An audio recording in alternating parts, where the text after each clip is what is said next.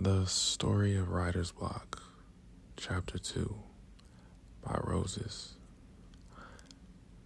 I'm not asking you to speed up growth. I just want the warmth of your inspiration to hug me the way poetry embraces you.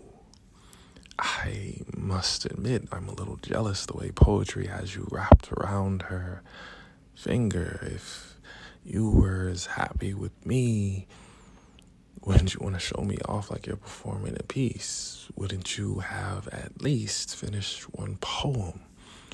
He quotes Allie. It's not that simple, she replies. That's cute.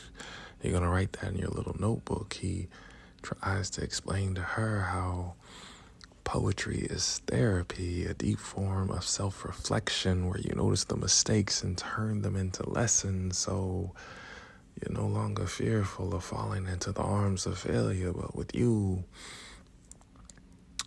the stakes are too high. I can't afford to simply scribble a poem for you. The poem for you has to be formal.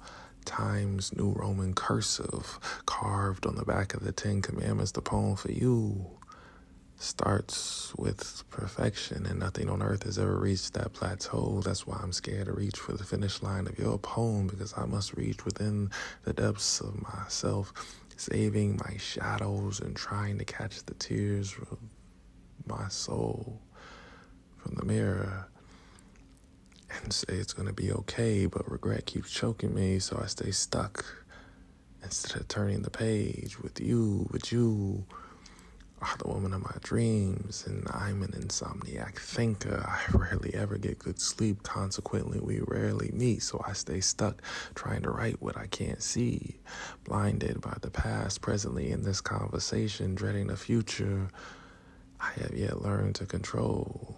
But you are the woman of my dreams, so I'm always chasing your poetry. But I'm scared of falling behind, so I don't write. It's better to be wrong than wonder if you're right. She says, baby, you're overthinking, but I understand what you're dreaming, even if you wake up early. So every time you have trouble sleeping, know that our alarm clock doesn't sound off at the end of a dream, but the beginning of us. So I'll always have your back up in the success of skies or down through the valleys of death, because I want to see you walk towards everything you deserve just as bad as I want to see our love breathe.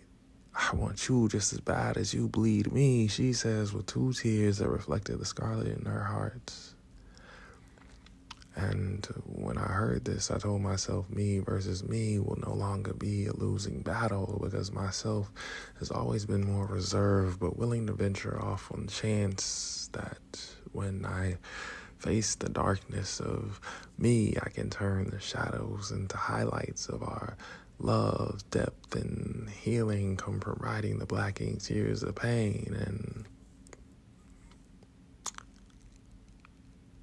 then I told her just how much her comfort made me feel strong, reminded me to act like there's a crown on my head, reminded me of how I've been talking to God about her.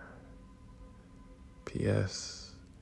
I still remember when praying how God said, "Oh, you found her."